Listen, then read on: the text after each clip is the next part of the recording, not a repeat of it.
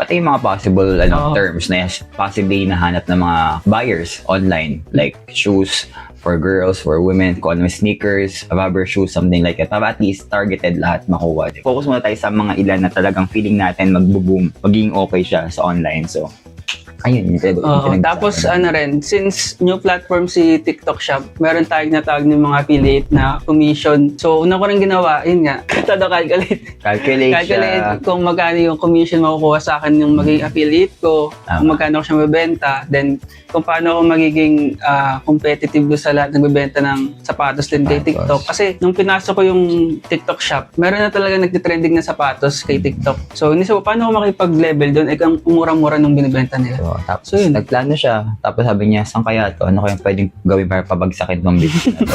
Ano yung ginawa niya? So, successful siya. Talagang, Successful naman. Wala, bagsak lahat ng business. Hindi, at least naman, nakasabay naman doon sa mga Nakasabay, trending na oo. sapatos. Nagulat nga kami kasi imagine mo yun, nahuli kami, ang dami na kasing trending. Tapos ngayon, parang, siya, si Kixie pa yun, nasa booming. Tapos lagi pa na, pag sinearch mo, shoes, Nasa lalabas, ano nasa kami. pinakaunahan. Sabi ko, ay, grabe naman ng optimization na ginawa naman ng